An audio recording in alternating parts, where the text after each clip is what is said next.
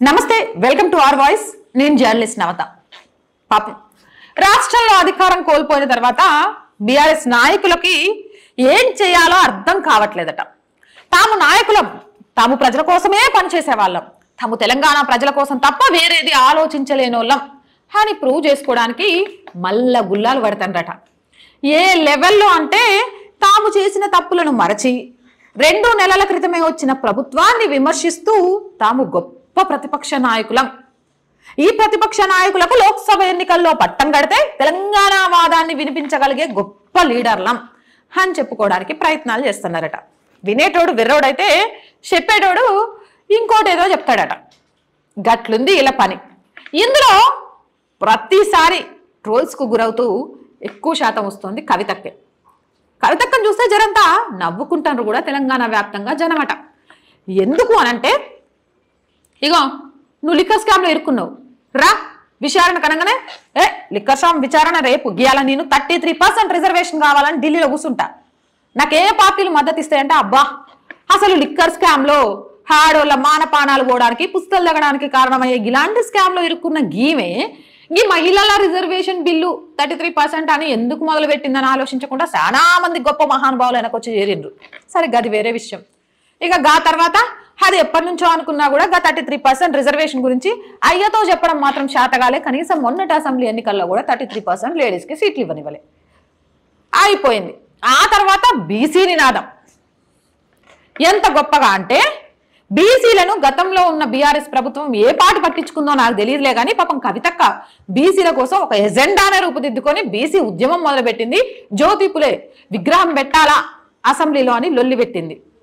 మరి అయ్యా అధికారంలో ఉన్న 10 సంవత్సరాలలో జ్యోతిపులే ఎందుకు గుర్తు రాలేదు, వాళ్ళ విగ్రహాలు ఎందుకు గుర్తు రాలేదు, బీసీలకు ఇప్పుడు ఏవైతే ఈవిడ అడుగుతున్నావో ఈ విషయాలన్నీ ఎందుకు గుర్తు రాలేదు అని సోషల్ మీడియాలో మళ్ళీ ఒక రేంజ్లో ట్రోల్స్ చేసిండ్రు. ఇప్పుడు ట్రోల్స్ కాదు, పక్కున నవ్విపోతారట జనం. ఎందుకో తెలుసా, శాసన మండలిలో కవితక్క నిరుద్యోగులకు జరుగుతున్న అన్యాయం కోసం నోటీసులు ఇచ్చిందట. శాసన మండలిలో కవితక్క ఎవరి కోసం? నిరుద్యోగుల కోసం, నిరుద్యోగులకు జరుగుతున్న అన్యాయం కోసం నోటీస్ ఇచ్చిందట. నిరుద్యోగులను అలాగే విద్యార్థులను అత్యంత మోసం చేసిన ప్రభుత్వం ఏదైనా ఉందంటే బీఆర్ఎస్ ప్రభుత్వమే. కాంగ్రెస్ వచ్చి 2 నెలలు కాలేదు, నిరుద్యోగులందరికీ పాపం అన్యాయం చేస్తుందని కవితకు గుర్తొచ్చిందట. మరి 10 ఏళ్ల సంది ఎడమైందో, ఈమె నిద్రపోయిందేమో, లేకపోతే అధికారంలో మేమే ఉన్నాం కదా మమ్మల్ని ఎవరు ప్రశ్నిస్తారు, మాకు ప్రశ్నించే అవకాశం ఎప్పుడు వస్తుంది అనుకుందేమో. నిరుద్యోగ భృతి ఇస్తా అని అన్న, ఇంటికో ఉద్యోగం ఇస్తా అని అయ్యా, ఉద్యోగ కల్పన చేస్తామని చెప్పి పేపర్లు లీక్ చేసుకుంటూ అధికారులు మొన్న టీఎస్పీఎస్సీలో జరిగినప్పుడు ఏడపోయినవక్క అని ఈరోజు యువత అడుగుతోంది. నిజమే కవితక్క, ఎడమైన నిరుద్యోగులకు అన్యాయం జరుగుతున్నప్పుడు గత 10 ఏళ్ల నుంచి నువ్వు ఇప్పుడు ఎమ్మెల్సీవి, శాసన మండలిలో నోటీసులు ఇవ్వాలి, అన్యాయాల మీద ప్రశ్నించాలని ఇప్పుడు గుర్తొచ్చింది. అంటే ఇన్ని రోజులు కూడా ఈ తెలంగాణ రాజ్యానికి యువరానిలాగా ఫీల్ అయిపోయినవా? అందుకే అప్పుడు నీకు అన్యాయాలు కనబడలే, ఇప్పుడు మాత్రం మస్తు కనబడ్డాయి కదా నీకు అన్యాయాలు. ఈ 10 ఏళ్లలో నిరుద్యోగుల కోసం ఏం చేసిండ్రు? ఇంటికో ఉద్యోగం, నీళ్లు, నిధులు, నియామకాలు అని ఏర్పడిన తెలంగాణలో ఎన్ని నియామకాలు చేసిండ్రు అంటే, కల్వకుంట్ల కుటుంబ నియామకాలు వేరే అనుకోండి, సంతోష్ నుంచి మొదలు పెడితే ఇక చుట్టాల దాకా మంచి ఉద్యోగాలు కల్పించుకున్నారు. ఎంపీగా నువ్వు వారికి రావు పో అని ప్రజలు ఓట్లు లేకపోతే ఎమ్మెల్సీగా కూర్చోబెట్టి నీకు అధికారాన్ని చేతిలోకి ఇచ్చిండ్రు. కానీ ఇంటికో ఉద్యోగాన్ని ఎందుకు లేదు? ఇదే మీ అన్న ఏం చెప్పిండు, ఇంటికో ఉద్యోగం ఇవ్వడానికి ఉద్యోగాలు ఎక్కడున్నాయి అధ్యక్ష, బర్లు గొర్రెలు పంపిణీ చేస్తాం అధ్యక్ష అని చెప్పిండు. మరి డిగ్రీలు పీజీలు చేసింది బర్లు గొర్రెలు మేపుకోవడానికా? సరే ఏం చేస్తాం, ఉద్యోగమో ఉపాధో ఏదో ఒకటైతే కుటుంబానికి అండగా నిలబడతాం అనుకుంటే గదైనా జరిగిందా? సునీల్ నాయక్ అన్న లాంటి వాళ్ళు ఆత్మహత్యలు చేసుకున్నారు. నా సావుకు ఈ ప్రభుత్వమే కారణం, యాక్షన్ తీసుకోవాలి, నిరుద్యోగుల్ని మోసం చేసింది అన్నది అప్పుడు ఎప్పుడు ధర్నా చౌక్లో కనబడలే. ఓ ఎమ్మెల్సీగా నువ్వు ఇప్పుడు గుర్తొచ్చిందా నీకు? ఆ తర్వాత మళ్ళీ ఎలక్షన్లో గెలుపు కోసం నిరుద్యోగ భృతి అంటూ కొంత అమౌంట్ చెల్లించడం ద్వారా నిరుద్యోగులందరికీ కూడా మా ప్రభుత్వం అండగుంటది. ఏం చేసిండు మీ అన్న? లక్షలు అప్పు పడ్డదా లెక్కన నిరుద్యోగులకు గత ప్రభుత్వం ఇచ్చిండ్రా? టీఎస్పీఎస్సీ పేపర్ లీకేజ్ జరుగుతాయి ఇక్కడ, మీ అయ్య కోట్ల డబ్బులు పెట్టి మహారాష్ట్రలో మీటింగ్ పెట్టుకొని పోయిండు. యాదుందా? యాది మర్చిండ్రా?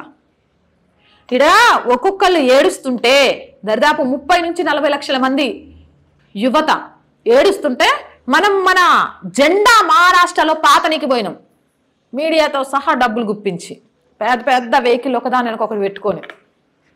మర్చిపోయినరా? గుర్తులేదా? అదనమాట విషయం. పాపం అధికారం లేకపోయేసరికి ఏం చేయాలో పాలుపోక ఏదో ఒకటి మాట్లాడుకుంటే ప్రజలు ఎట్టాగో మర్చిపోయినరు, మీడియా కూడా మమ్మల్ని మర్చిపోయింది అనుకో.